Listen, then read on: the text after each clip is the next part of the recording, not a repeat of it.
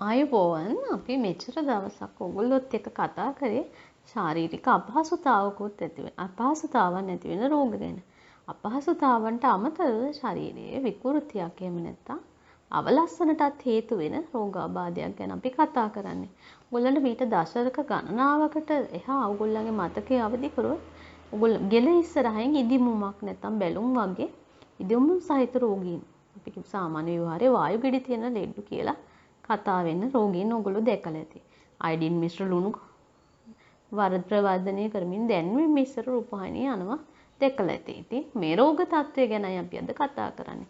ගණ්ඩමාල අපචී වගේ විවිධ නම් වලින් හඳුන්වන වායු ගෙඩි එහෙම නැත්නම් ස්වභාවයෙන් අපි එදිනදා ව්‍යවහාරයෙන් හඳුන්වන මේ රෝගය ගැනයි කතා වෙන්නේ. මේ රෝගෙදී ශාරීරියේ සමහරුන්ගේ ගෙලෙහි ඉදිරියේ ඇතිවන වැඩිවීමට අමතරව ඒ වර්ධනය ආහාර මාර්ගයේ දෙසට වර්ධනය ගිලින්න අපහසුකම් ඇති වෙන කටහඬ වෙනස්කම් ඇති වෙන රෝග තත්ත්වات ඇති වෙනවා. මේ වගේ සරල ගණ රෝග තත්ත්වවලට එහා යමින් කැරකිල්ල මානසික තත්ත්වයේ වෙනස්කම් අමතක වීම කියන ගැටලු. ඒ වගේම තව කෙනෙක් එක්ක බලද්දී උෂ්ණ සීත දැනීමේ වෙනස්කම්. මොකද මේ තයිරොයිඩ් කියන හෝමෝනය අඩු වැඩි වීම මත ලක්ෂණ වෙනස් වෙනවා. අඩු වීම මත වැඩි වීම මත මේ ලක්ෂණ ගැන කිව්වොත් සමහරුන්ට අධික සීතලක් දැනෙනවා. සමහරුන්ට අධික රස්නයක් දැනෙනවා කියන තත්ත්වෙ ඇති වෙන්න පුළුවන්. ඒ වගේම බඩ දැවිල්ල, අත්හිරිය, ඊට අමතරව ප්‍රජනන ව්‍යුහය ආශ්‍රිත කාන්තාවක් නම් සුද්ධ වීම පමා වීම ඔය වගේ ලක්ෂණ ගණනාවක් ඒ වගේම අඩුම අවම වශයෙන් ගත්තොත් අපේ හෘදයේ සංකෝචන වාරණ ගන්න නැත්නම් හෘදයේ ගැස්ම වෙනස් වෙන්නත් මේ රෝග තත්ත්වය. අපේ ශරීරයේ විවිධ පරිවෘත්ති ක්‍රියාවන් ගණනාවක් වෙනස් වෙන්න අපිට මලබද්ධය ඇති කරන්න කෙස් තුනී වීම සන්ධිවල නිරෝගීතාවය වෙනස් වෙන්නත් මේ තයිරොයිඩ් ග්‍රන්ථියේ ක්‍රියාකාරීත්වයේ වෙනස්කම බලපානවා. හොඳයි. අපි මේ රෝග තත්ත්වයක් ඉදුමෙන් පමණක් නෙවෙයි අභ්‍යන්තරයට සිදුවෙන ලක්ෂණ අනුවත් අපි නුවණින් විමසලා තෝර බේර ගන්න ඕනේ. ඒ පිළිබඳ අපිට ස්කෑන් පරීක්ෂණයක් එහෙම නැත්නම් තයිරොයිඩ් ග්‍රන්ථියේ හෝමෝනවල සම්පූර්ණ වාර්තාවක්. ඊට අමතරව අවශ්‍ය වුණොත් මේක පිළිකා රෝගමය තත්ත්වයක්ද කියලා අඳුන ගන්න අපිට සියුම් විදීමකින් නැත්නම් ෆයින් නීඩල් බයොප්සි එකක්, ෆයින් නීඩල් ඇස්පිරේෂන් ටෙස්ට් එකකට වගේ යොමු වෙලා වෛද්‍ය සුදුසුකම්ලත් වෛද්‍යවරයෙක් ඇසුරෙන් මේ සඳහා අපිට යොමු වෙන්න ඕනේ. ඉතින් වර්තමානයේ මේ රෝග තත්ත්වය හරි සුලභයි. නමුත් වැඩිහිටියට පත්වීමේදී අර ගෙලෙහි එන ඉදිමුම එහෙම නැත්නම් ගර්භණී භාවයේදී తాවකාලිකව ගෙල ආශ්‍රිත වෙන ඉදිමුම නම් අපි මේ රෝග තත්ත්වයට ගෙනෙන්නේ නැහැ. ඒවා ස්වභාවික සංසිද්ධි.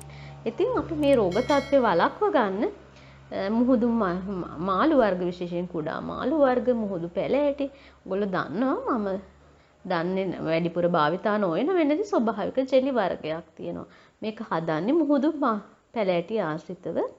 අපි ඒකට මොස් ජෙලි කියන හඳුන්වනවා. මේ මොස් ජෙලි බොහොම රසවත් ආහාරයක්. තයිරොයිඩ් ග්‍රන්ථියටත් ගුණදායකයි.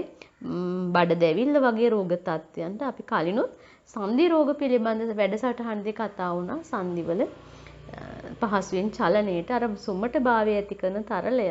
එහෙම නැත්නම් අපි සරලව සලකන ජෙලි ස්වභාවය ගන්න මේ මොස් ජෙලි කියන ශාකය මොස් පාසි වර්ගයේ ආශ්‍රිත නිෂ්පාදන උගලන්ට පාවිච්චි කරන්න පුළුවන්. ඒ වගේම ලුණු ගැන කතා කරද්දී අපි ලුණු කියන අපේ මුළු තැන්ගේ ආහාර රසවත් කරන සංයෝගයේ අධික ඉර එළියට එහෙම නැත්නම් අපේ උදුන ළඟම රත් වුණු තැනක තියන්න එපා. අපි ඉස්සර පාවිච්චි කරේ ලුණු ගබඩා කරන්න අපේ ලුණු පොල් කට්ට. වීදුරු හෝ යකඩ නිෂ්පාදන වල වෙනුවට මේ ලුණු පොල් කට්ට භාවිතින් ඇතිලෙන සිසිලනය අපේ අයඩින් රැකගෙන අපිට අහිතකර ලුණු කොටස් ඉවත් කරගන්න ලොකු උපකාරයක් වෙනවා. එහෙනම් අපි පරම්පරාවෙන් මේ රැකගෙන ආව ලුණු පොල් කට්ට සමු දෙන්න එපා. ඒකත් භාවිතාවට ගන්න කියලා මේ අවස්ථාවේ මතක් කරනවා. ගෝවා, නෝකෝල්, තක්කලි, ඒ වගේම සොයා මීට් ක්ෂණික ආහාර වර්ග නම් තයිරොයිඩ් ග්‍රන්ථියට කිසිසේත්ම හිතකර නැහැ. ඕගොල්ලෝ තයිරොයිඩ් ග්‍රන්ථියට සමානව අපි බොහොම ගුණදායක ආහාර වේල් කීපයක් ගැන කතා කරමු. ගොටුකොළ. ගොටුකොළ සහ ලුණු විල කියන්නේ තයිරොයිඩ් ග්‍රන්ථිය නිරෝධ කිරීමට බොහොම දායක වෙන ශාකයක්. ස්වභාව ධර්මයේ කොච්චර පුදුම සහගතද කියනවා නම් තයිරොයිඩ් ග්‍රන්ථියේ හැඩයටම සමාන ඖෂධයක් තියෙනවා. අපි ඒක ඒ පත්‍රිකාව මේ ඖෂධයේ පත්‍රිකාව තයිරොයිඩ් ග්‍රන්ථිය හැඩයටම සමානයි. කොබෝලියල කියන ශාකය ඔයගොල්ලෝ අහලා ඇති. මේ කොබෝලියල ශාකයේ අතරින් රත් කොබෝලියල තමයි ඊටාම ගුණවත් වෙන්නේ මේ රෝගයට. රත් කොබෝලියල පොතු ආශ්‍රිත ඖෂධත් ඔයගොල්ලන්ට මේ රෝගය වළක්ව ගන්න ගොඩාක් පිටුවහලක් වේවි. ඒ වගේම ගොටුකොළ ලුණු විල වලට අමතරව ඔලිඳ කොළ මැල්ලුමත් ඔයගොල්ලන්ට හෘද සමාවෙන් ඔලිඳ කොළ මැල්ලුමත් මේ ගල ගන්න සහ තයිරොයිඩ් ග්‍රන්ථි ආශ්‍රිත රෝගවලට ගොඩාක් ගුණදායක වෙනවා. උළුහාල්, වෝල්නට්, අමුක්කරා වගේ අපි එදිනෙදා ගන්න මුහුදු පෙළ ඇටිමය ආහාර ඖෂධත් ගොඩාක් හිතකරයි මේ තයිරොයිඩ් ග්‍රන්ථියට. ඔයගොල්ලෝ දැකලා ඇති බොහෝ දෙනෙක් මේ තයිරොයිඩ් ග්‍රන්ථිය ආශ්‍රිත ගැටලු වලින් පීඩා විඳිනවා. නමුත් ඒ පුද්ගලයාට අමතරව ඔවුන්ගෙන් බිහිවෙන ඊළඟ ප්‍රජා විශේෂයෙන් මවක් ගැබිනියක් කියන තත්ත්වයේදී ඒ කුස තුල වැඩෙන දරුවාටත් මේ තයිරොයිඩ් ග්‍රන්ථිය ඒ හෝමෝන විකෘතිතා බලපාන වෙනා මල දරුවෝ ඇති වෙන්න කුසල ඉන්න දරුවගේ බුද්ධි වර්ධනයට කායික මානසික සංවර්ධනයටත් මේ තයිරොයිඩ් ග්‍රන්ථිය බොහෝ සෙයින් බලපානවා. එහෙනම් අපේ තරුණ දූවරු විවාහපත් වීමට බලාපොරොත්තු වෙනවා නම් මේ තයිරොයිඩ් ග්‍රන්ථිය පිළිබඳ ආශ්‍රිත රෝගාබාධ වලින් පෙළෙනවා නම් සුදුසු කල්ලත් වෛද්‍යවරයෙක්ගෙන් මේ පිළිබඳ විමසලා ප්‍රතිකර්ම වලට යොමු වෙන්න කියලා මම ඉල්ලා සිටිනවා. ඉතින් මේ තයිරොයිඩ් ග්‍රන්ථියට දීර්ඝ කාලීනව ගන්න ඖෂධ වලට අමතරව ශල්‍ය කර්ම නිර්දේශිත අවස්ථාවලට අපේ ආයුර්වේද ක්‍රම ඇසුරෙන් ඉතාමත් ප්‍රත්‍යක්ෂ විසඳුම් ලබා ගන්න පුළුවන්. අපි එහෙම සුවපත් වුණු රෝගීන් පිළිබඳව ඉදිරියේදී ඔයගොල්ලන්ට විස්තර ඉදිරිපත් කරන්න.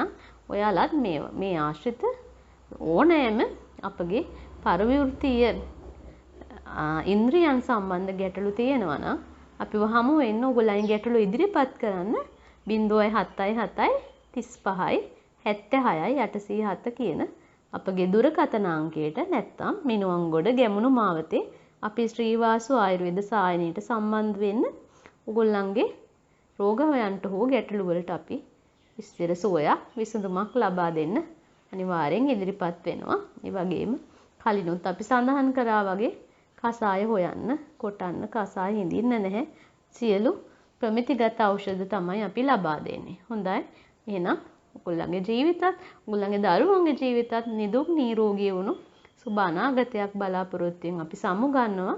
ඉදිරි වැඩසටහනේදීත් කාලෝචිත මාතෘකාවක් එක්ක අපි හමු වෙමු. එතෙක් රැඳී සිටින්න කියලා ඉල්ලනවා. ආයුබෝවන්.